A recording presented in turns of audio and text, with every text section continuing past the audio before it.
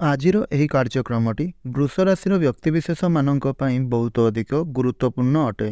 ଆଜି ଆମେ ଜାଣିବା ବୃଷ ରାଶି 2024 ଅକ୍ଟୋବର ମାସଟି କିପରି ରହିବ ଏବଂ ବୃଷ ରାଶିର ମାସିକ ରାଶିଫଳ ସମ୍ପର୍କରେ ଆଲୋଚନା ମଧ୍ୟ କରିବା।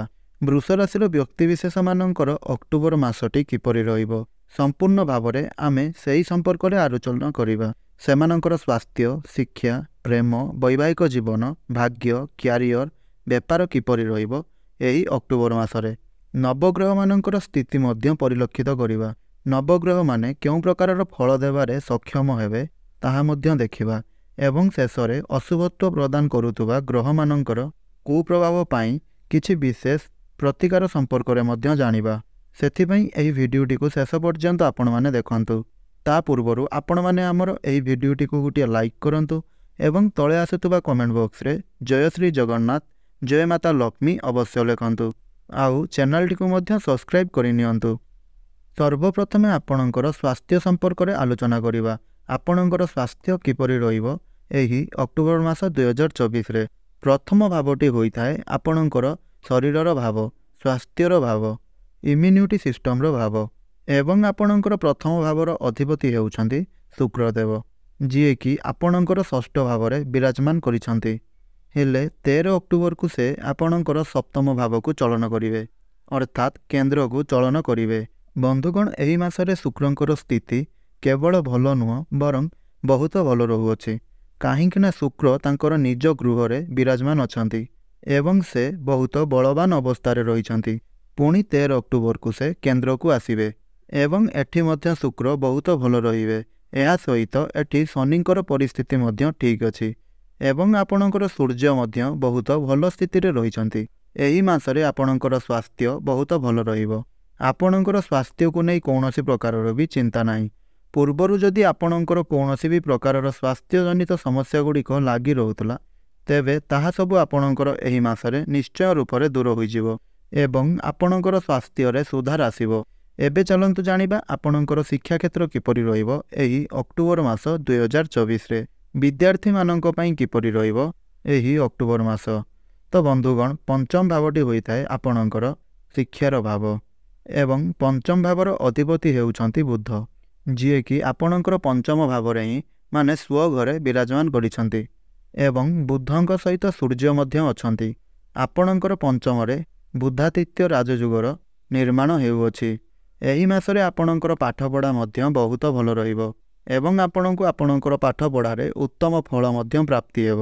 ବୁଧ ଏଇଠାରେ ଆପଣଙ୍କର ବୁଦ୍ଧିକୁ ବଢ଼ାଉଛନ୍ତି ଏବଂ ବୁଦ୍ଧି ବଳରେ ଆପଣ ଆପଣଙ୍କର ପାଠପଢ଼ାରେ ବହୁତ ଅଧିକ ଉନ୍ନତି କରିବେ ଏବଂ ଏହା ସହିତ ଆପଣଙ୍କର ମନ ମଧ୍ୟ ପାଠପଢ଼ାରେ ଲାଗିବ।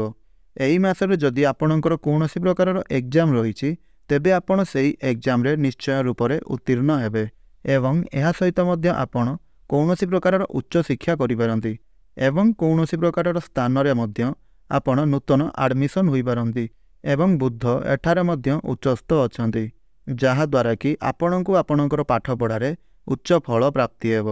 ଆପଣ ଯଦି ଦେବାକୁ ଥିବା କମ୍ପିଟେଟିଭ୍ ଏକ୍ଜାମ୍ରେ ତାହା ନିଶ୍ଚୟ ଆପଣଙ୍କୁ ସଫଳତା ଆଣିଦେବ। ତେଣୁ ମୋଟାମୋଟି ରୂପରେ କହିବାକୁ ଗଲେ ଏହି ମାସରେ ବା ଅକ୍ଟୋବର ମାସରେ ଆପଣଙ୍କର ଶିକ୍ଷାକ୍ଷେତ୍ର ବହୁତ ଭଲ ରହିବା ପାଇଁ ଯାଉଅଛି। ଏବେ ଚାଲନ୍ତୁ ଜାଣିବା ଆପଣଙ୍କର ପ୍ରେମ ସମ୍ପର୍କ କିପରି ରହିବ ଏହି ଅକ୍ଟୋବର ମାସ 2024ରେ। ବନ୍ଧୁଗଣ, ପଞ୍ଚମ ଭାବଟି ହୋଇଥାଏ ଆପଣଙ୍କର ପ୍ରେମ ଜୀବନର ଭାବ, ଶିକ୍ଷାର ଭାବ ଏବଂ ଆପଣଙ୍କର ସନ୍ତାନର ଭାବ। ଆଉ ପଞ୍ଚମ ଭାବର ଅଧିପତି ମଧ୍ୟ ହେଉଛନ୍ତି ବୁଧ, ଯିଏକି ଆପଣଙ୍କର ପଞ୍ଚମ ଭାବରେ ହିଁ ବିରାଜମାନ ଅଛନ୍ତି। ଦେଖନ୍ତୁ, ବୁଧଙ୍କ ସହିତ ପଞ୍ଚମ ଭାବରେ ମଧ୍ୟ ସୂର୍ଯ୍ୟ ଅଛନ୍ତି, ଯାହାଦ୍ୱାରା କି ବୁଧାଦିତ୍ୟ ରାଜଯୁଗର ନିର୍ମାଣ ହେଉଅଛି। ସୂର୍ଯ୍ୟ ଥିବାରୁ ଆପଣଙ୍କର ପାର୍ଟନରଙ୍କ ମଧ୍ୟରେ ଟିକେ କ୍ରୋଧ ସ୍ୱଭାବ ଦେଖାଦେଇପାରେ, ଜିଦ୍ଦିପଣ ଦେଖାଦେଇପାରେ। ଆପଣଙ୍କୁ ଏହାର କଣ୍ଟ୍ରୋଲ କରିବାର ଅଛି ଏବଂ ପ୍ରେମର କାରକ ଗ୍ରହ ଶୁକ୍ର ଷଷ୍ଠ ଭାବରେ ଅଛନ୍ତି। 1-12ର କନେକ୍ସନ୍ ବନୁଅଛି, ଯାହାଫଳରେ ଆପଣ ଦୁଇ ଜଣଙ୍କ ମଧ୍ୟରେ ତାଳମେଳ ଠିକ୍ ରହିନପାରେ। ଅର୍ଥାତ୍ ଆପଣ ଗୋଟିଏ କଥା କହିବେ କିନ୍ତୁ ଆପଣଙ୍କର ପାର୍ଟନର ସେ ବୁଝିବେ ଅଲଗା ପ୍ରକାରରେ, ଯାହା ପାଇଁ ଆପଣ ଆପଣଙ୍କର ପ୍ରେମ ଜୀବନରେ କନଫ୍ୟୁଜ୍ ମଧ୍ୟ ହୋଇପାରନ୍ତି ଏବଂ ଆପଣ ଦୁହିଁଙ୍କ ମଧ୍ୟରେ ଦ୍ୱନ୍ଦ୍ୱ ମଧ୍ୟ ସୃଷ୍ଟି ହୋଇପାରେ ଏବଂ ଯାହା ବୃଦ୍ଧି ପାଇପାରେ। ହେଲେ ବୁଧ ଏଠାରେ ଉଚ୍ଚସ୍ଥ ଥିବାରୁ ଆପଣ ଦୁହିଁଙ୍କ ମଧ୍ୟରେ ଫିଲିଂସ୍ ଭଲ ରହିବ, ଭଲ ପାଇବାର ବୃଦ୍ଧି ହେବ କିନ୍ତୁ 13 ଅକ୍ଟୋବର ପରେ ଶୁକ୍ର ଯେତେବେଳେ ଆପଣଙ୍କର ସପ୍ତମ ଭାବକୁ ଯିବେ ଏବଂ ଲଗ୍ନକୁ ଦେଖିବେ, ଏହାପରେ ଆପଣଙ୍କର ପ୍ରେମ ଜୀବନ ବହୁତ ଅଧିକ ମାତ୍ରାରେ ଭଲ ଚାଲିବ ଏବଂ ଯେଉଁମାନଙ୍କର ବି କଥାବାର୍ତ୍ତା ବନ୍ଦ ହୋଇଯାଇଥିଲା କିମ୍ବା ବ୍ରେକଅପ୍ ଆଦି ହୋଇଯାଇଥିଲା, ତେବେ ସେମାନଙ୍କ ମଧ୍ୟରେ 13 ଅକ୍ଟୋବର ପରେ ପୁଣି ଥରେ କଥାବାର୍ତ୍ତା ଆରମ୍ଭ ହୋଇପାରେ, ଯାହାକି ପ୍ୟାଚଅପ୍ ହେବାର ମଧ୍ୟ ସମ୍ଭାବନା ସୃଷ୍ଟି ହେଉଅଛି। ଏବେ ଚାଲନ୍ତୁ ଜାଣିବା ଆପଣଙ୍କର ବୈବାହିକ ଜୀବନ କିପରି ରହିବ ଏହି ଅକ୍ଟୋବର ମାସ 2024ରେ।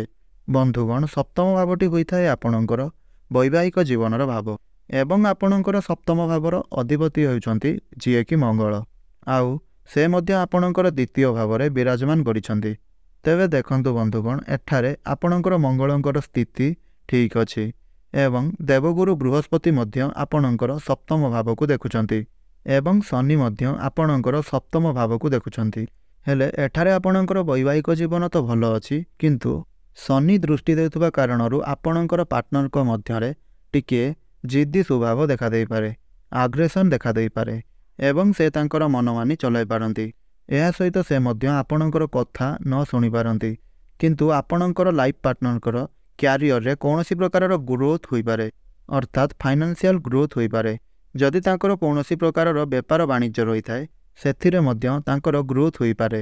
ଆପଣଙ୍କର ବୈବାହିକ ଜୀବନରେ ଯେତେ କଳି ଝଗଡ଼ା କିମ୍ବା ମନାନ୍ତର ମତାନ୍ତର ହେଲେ ମଧ୍ୟ ଦେବଗୁରୁ ବୃହସ୍ପତି ଆପଣଙ୍କର ସପ୍ତମ ଭାବକୁ ଦେଖୁଥିବାରୁ ଏତେ କିଛି ସମସ୍ୟା ହେବାର ନାହିଁ। ତେଣୁ ମୋଟାମୋଟି ରୂପରେ ଆପଣଙ୍କୁ କହିବାକୁ ଗଲେ ଏହି ମାସରେ ଅର୍ଥାତ୍ ଅକ୍ଟୋବର ମାସରେ ଆପଣଙ୍କର ବୈବାହିକ ଜୀବନ ସମ୍ପୂର୍ଣ୍ଣ ରୂପରେ ଭଲ ରହିବାକୁ ଯାଉଅଛି। ଏବେ ଚାଲନ୍ତୁ ଜାଣିବା ସବୁଠାରୁ ଗୁରୁତ୍ୱପୂର୍ଣ୍ଣ ବିଷୟବସ୍ତୁ ଆପଣଙ୍କର ଭାଗ୍ୟ, କ୍ୟାରିୟର ବା ବେପାର ସମ୍ପର୍କରେ। ତ ବନ୍ଧୁଗଣ, ନବମ ଭାବଟି ହୋଇଥାଏ ଆପଣଙ୍କର ଭାଗ୍ୟର ଭାବ ଏବଂ ଦଶମ ଭାବଟି ହୋଇଥାଏ ଆପଣଙ୍କର କ୍ୟାରିୟରର ଭାବ। ନବମ ଭାବର ଅଧିପତି ହେଉଛନ୍ତି ଶନିଦେବ ଏବଂ ଶନିଦେବ ଆପଣଙ୍କର ବର୍ତ୍ତମାନ ଦଶମ ଭାବରେ ବିରାଜମାନ ଅଛନ୍ତି। ଦେଖନ୍ତୁ ବନ୍ଧୁଗଣ, ଶନିଦେବ ଆପଣଙ୍କର ଦଶମ ଭାବରେ ତ ଅଛନ୍ତି, କିନ୍ତୁ ସେ ବକ୍ରି ଅବସ୍ଥାରେ ରହିଛନ୍ତି, ଯାହାଫଳରେ ସେ ଆପଣଙ୍କୁ ନବମ ଭାବର ଫଳ ମଧ୍ୟ ପ୍ରଦାନ କରୁଛନ୍ତି। ହେଲେ ଏଠାରେ ଶନିଦେବଙ୍କର ସ୍ଥିତି ମଧ୍ୟ ବହୁତ ଭଲ ଅଛି ଏବଂ ଭାଗ୍ୟର କାରକ ଗ୍ରହ ଦେବଗୁରୁ ବୃହସ୍ପତି, ଯିଏକି ଆପଣଙ୍କର ଭାଗ୍ୟର ଭାବକୁ ଦେଖୁଛନ୍ତି ତାଙ୍କର ନବମ ଦୃଷ୍ଟିରେ, ଯାହାଫଳରେ ଏହି ମାସରେ ଆପଣଙ୍କର ଭାଗ୍ୟର ଭାବ ବହୁତ ଭଲ ରହୁଅଛି ଏବଂ ଆପଣଙ୍କର ଭାଗ୍ୟ ଆପଣଙ୍କର ସାଥ ଦେବ। ଭାଗ୍ୟ ବଳରେ ଆପଣ ଆପଣଙ୍କର ସମସ୍ତ କାର୍ଯ୍ୟରେ ଉନ୍ନତି କରିବେ। କମ୍ ପରିଶ୍ରମରେ ମଧ୍ୟ ଆପଣ ବହୁତ ଅଧିକ ସଫଳତା ପ୍ରାପ୍ତି କରିବେ। ଏହା ସହିତ ଆପଣ ଏହି ମାସରେ କୌଣସି ପ୍ରକାରର ବଡ଼ କାର୍ଯ୍ୟରେ ମଧ୍ୟ ଆୟୋଜନ କରିପାରନ୍ତି କିମ୍ବା କୌଣସି ବଡ଼ କାର୍ଯ୍ୟରେ ମଧ୍ୟ ଇନଭେଷ୍ଟ କରିପାରନ୍ତି। ଭୂମି, ଜମିଜମା, ସମ୍ପତ୍ତି, ଘରବାଡ଼ି କିମ୍ବା ଯାନବାହନ କିଣିବା ପାଇଁ ମନ ମଧ୍ୟ ଆପଣ ବଳେଇ ପାରନ୍ତି। ସେୟାର ମାର୍କେଟ, ଟ୍ରେଡିଂ ଏବଂ ଷ୍ଟକ୍ ମାର୍କେଟ ଇତ୍ୟାଦିରେ ଆପଣଙ୍କୁ ଆକସ୍ମିକ ଧନଲାଭ ହୋଇପାରେ। ଚାରିଦିଗରୁ ମଧ୍ୟ ଆପଣଙ୍କୁ ଲାଭ ପ୍ରାପ୍ତି ହୋଇପାରେ। ଏହି ମାସରେ ଆପଣଙ୍କର ଗୃହରେ ମଧ୍ୟ କୌଣସି ଶୁଭ ଏବଂ ମାଙ୍ଗଳିକ କାର୍ଯ୍ୟର ମଧ୍ୟ ଆୟୋଜନ ହୋଇପାରେ। ଆପଣଙ୍କର ମନ ମଧ୍ୟ ଧର୍ମ ଆଡ଼କୁ ଅଗ୍ରସର ହୋଇପାରେ। ଏଥିସହିତ ମଧ୍ୟ ଆପଣ କୌଣସି ପ୍ରକାରର ଧାର୍ମିକ ସ୍ଥାନକୁ ମଧ୍ୟ ଯାତ୍ରା କରିପାରନ୍ତି। ତେଣୁ ମୋଟାମୋଟି ରୂପରେ କହିବାକୁ ଗଲେ ଏହି ମାସରେ ଆପଣଙ୍କର ଭାଗ୍ୟ ବହୁତ ଭଲ ରହିବା ପାଇଁ ଯାଉଅଛି। କ୍ୟାରିୟରର ଯଦି ଆମେ କଥା ହେବାକୁ ଯିବା, ତେବେ କ୍ୟାରିୟରର ଅଧିପତି ମଧ୍ୟ ହେଉଛନ୍ତି ଶନିଦେବ ଏବଂ ଶନିଦେବ ମଧ୍ୟ ନିଜର କ୍ୟାରିୟର ଭାବରେ ଅଛନ୍ତି ଏବଂ ସେ ମଧ୍ୟ ବହୁତ ବଳବାନ ଅବସ୍ଥାରେ ଅଛନ୍ତି। ଏହି ମାସରେ ମଧ୍ୟ ଆପଣଙ୍କର କ୍ୟାରିୟର ବହୁତ ଭଲ ରହୁଅଛି। ପ୍ରମୋସନ୍ ହେବାର ମଧ୍ୟ ଯୋଗ ସୃଷ୍ଟି ହେଉଅଛି, କିନ୍ତୁ ଆପଣଙ୍କ ମଧ୍ୟରେ ଟିକିଏ ଜିଦିପଣ ଦେଖାଦେଇପାରେ। ଅଳସୁଆପଣ ଆପଣଙ୍କ ମଧ୍ୟରେ ଦେଖାଦେଇପାରେ। ସମୟ ସମୟରେ ମଧ୍ୟ ଆପଣଙ୍କର ମନ ଆପଣଙ୍କର କର୍ମକ୍ଷେତ୍ରରେ ମଧ୍ୟ ଲାଗି ନପାରେ, କିନ୍ତୁ ଶନିଦେବ ହେଉଛନ୍ତି କର୍ମର କାରକ ଗ୍ରହ। କର୍ମ ତ ଆପଣଙ୍କୁ ବନ୍ଧୁଗଣ କରିବା ପାଇଁ ପଡ଼ିବ। ଯଦି ଆପଣ କର୍ମ ନ କରିବେ, ତେବେ ଆପଣଙ୍କୁ କୌଣସି ପ୍ରକାରର ମଧ୍ୟ ଫଳ ପ୍ରାପ୍ତି ହେବ ନାହିଁ। ଆପଣ ଏହି ମାସରେ ଯେତେ ଅଧିକ ପରିଶ୍ରମ କରିବେ, ସେତେ ଅଧିକ ମାତ୍ରାରେ ସଫଳତା ମଧ୍ୟ ଆପଣଙ୍କୁ ପ୍ରାପ୍ତି ହେବ ଏବଂ ଯେଉଁ ବ୍ୟକ୍ତିବିଶେଷମାନଙ୍କ ପାଖରେ କୌଣସି ପ୍ରକାରର ବି ଚାକିରି ବାକିରି ନାହିଁ, ତେବେ ସେମାନଙ୍କୁ ମଧ୍ୟ କୌଣସି ପ୍ରକାରର ନୂତନ ଚାକିରି ପ୍ରାପ୍ତି ହୋଇପାରେ। ଉପର ଅଫିସରମାନଙ୍କର ସପୋର୍ଟ ଆପଣଙ୍କୁ ନିଶ୍ଚୟ ରୂପରେ ପ୍ରାପ୍ତି ହେବ। କର୍ମକ୍ଷେତ୍ରରେ ମଧ୍ୟ ଆପଣଙ୍କୁ ସମ୍ମାନିତ କରାଯାଇପାରେ। ଯଦି ଆମେ ବେପାର ବାଣିଜ୍ୟର ମଧ୍ୟ କଥା ହେବା, ତେବେ ଆପଣଙ୍କ କୁଣ୍ଡଳୀର ସପ୍ତମ ଭାବଟି ହୋଇଥାଏ ଆପଣଙ୍କର ବେପାର ବାଣିଜ୍ୟର ଭାବ ଏବଂ ସପ୍ତମ ଭାବର ଅଧିପତି ମଙ୍ଗଳ, ଯିଏକି ଆପଣଙ୍କର ବର୍ତ୍ତମାନ ଦ୍ୱିତୀୟ ଭାବରେ ରହିଛନ୍ତି, ଧନ ଭାବରେ ରହିଛନ୍ତି। ଏହି ମାସରେ ଆପଣଙ୍କର ବେପାର ବାଣିଜ୍ୟ ବହୁତ ଭଲ ରହିବାକୁ ଯାଉଅଛି ଏବଂ ବୃହସ୍ପତି ମଧ୍ୟ ଆପଣଙ୍କର ସପ୍ତମ ଭାବକୁ ଦେଖୁଛନ୍ତି। ବେପାର ବାଣିଜ୍ୟରେ ଆପଣ ବହୁତ ଅଧିକ ଗ୍ରୋଥ୍ କରିବା ପାଇଁ ଯାଉଛନ୍ତି। ଏହା ଦ୍ୱାରା ଆପଣଙ୍କର ମଧ୍ୟ ଫାଇନାନ୍ସିଆଲ ଗ୍ରୋଥ୍ ହେବ। ଆଉ ଆପଣଙ୍କର ଡେଲି ଇନକମ୍ରେ ମଧ୍ୟ ବୃଦ୍ଧି ଆସିବ। ଆପଣଙ୍କର ଗ୍ରାହକମାନେ ମଧ୍ୟ ବୃଦ୍ଧି ପାଇପାରନ୍ତି ଏବଂ ଆପଣ କୌଣସି ପ୍ରକାରର ନୂତନ କାର୍ଯ୍ୟ ମଧ୍ୟ ଆରମ୍ଭ କରିପାରନ୍ତି। ଏଥିସହିତ ଆପଣମାନେ ମଧ୍ୟ ଏହି ମାସରେ କିଛି ପଇସା ସଞ୍ଚୟ କରିପାରିବେ ଏବଂ ପଇସା କିଛି ମଧ୍ୟ ରୋଜଗାର କରିପାରିବେ। ତେବେ ମୋଟାମୋଟି ରୂପରେ ଦେଖିବାକୁ ଗଲେ ଏହି ମାସରେ ଆପଣଙ୍କର ବେପାର ବାଣିଜ୍ୟ ବହୁତ ଭଲ ରହିବା ପାଇଁ ଯାଉଅଛି। ଏବେ ଚାଲନ୍ତୁ ଜାଣିବା କେତେଗୁଡ଼ିଏ ଉପାୟ ସମ୍ପର୍କରେ, ଯେଉଁ ଉପାୟ ଗୁଡ଼ିକୁ କରିବା ଦ୍ୱାରା ବା ଯେଉଁ ପ୍ରତିକାର ଗୁଡ଼ିକୁ ଆପଣ କରିବା ଦ୍ୱାରା ଆପଣଙ୍କ ଜୀବନରେ ଆସୁଥିବା ସମସ୍ତ ସମସ୍ୟା ଗୁଡ଼ିକ ଦୂର ହୋଇପାରିବ। ତେବେ ସର୍ବପ୍ରଥମେ ଆପଣ ପ୍ରତ୍ୟେକ ଦିନ ହନୁମାନ ଚାଳିଶାର ପାଠ କରନ୍ତୁ ଏବଂ ଏହା ସହିତ ମଧ୍ୟ ସୂର୍ଯ୍ୟଦେବଙ୍କୁ ଜଳାର୍ଘ୍ୟ ଅର୍ପଣ କରନ୍ତୁ। ଏଥିସହିତ ଆପଣମାନେ ମଧ୍ୟ ମାତା ଲକ୍ଷ୍ମୀଙ୍କର ଆରାଧନା କରନ୍ତୁ। ଏହା ସହିତ ପ୍ରତ୍ୟେକ ଦିନ ମଧ୍ୟ ଆପଣଙ୍କର ସୂର୍ଯ୍ୟଦେବଙ୍କର ମନ୍ତ୍ରର ଜପ ଅବଶ୍ୟ କରନ୍ତୁ। ଆଉ ଶୁକ୍ରଙ୍କର ବୀଜ ମନ୍ତ୍ର ମଧ୍ୟ ଆପଣ ପ୍ରତ୍ୟେକ ଦିନ ଜପ କରନ୍ତୁ ଏବଂ 108 ଥର ଜପ କରନ୍ତୁ, ଯାହାଦ୍ୱାରା ଆପଣଙ୍କୁ ନିଶ୍ଚୟ ରୂପରେ ଶୁଭଫଳ ପ୍ରାପ୍ତି ହେବ। ଆପଣଙ୍କର ଜୀବନ ମଙ୍ଗଳମୟ ହେଉ, ଏହା ମୋର ପ୍ରଭୁ ଜଗନ୍ନାଥଙ୍କ ନିକଟରେ ପ୍ରତିଦିନ ପ୍ରାର୍ଥନା।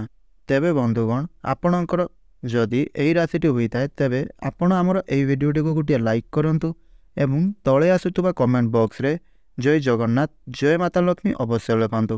ଆଉ ଏହିଭଳି ଆପଣ ଆପଣଙ୍କର ପ୍ରତିଦିନ ରାଶି ସମ୍ପର୍କରେ ଜାଣିବା ପାଇଁ ଚାହୁଁଥିଲେ ଆମର ଏହି ଭିଡ଼ିଓଟିକୁ ନିଶ୍ଚୟ ରୂପରେ ସେୟାର କରନ୍ତୁ ଏବଂ ସବସ୍କ୍ରାଇବ୍ କରି ପାଖରେ ଆସୁଥିବା ବେଲ୍ ଆଇକନ୍ଟିକୁ ମଧ୍ୟ ପ୍ରେସ୍ କରନ୍ତୁ।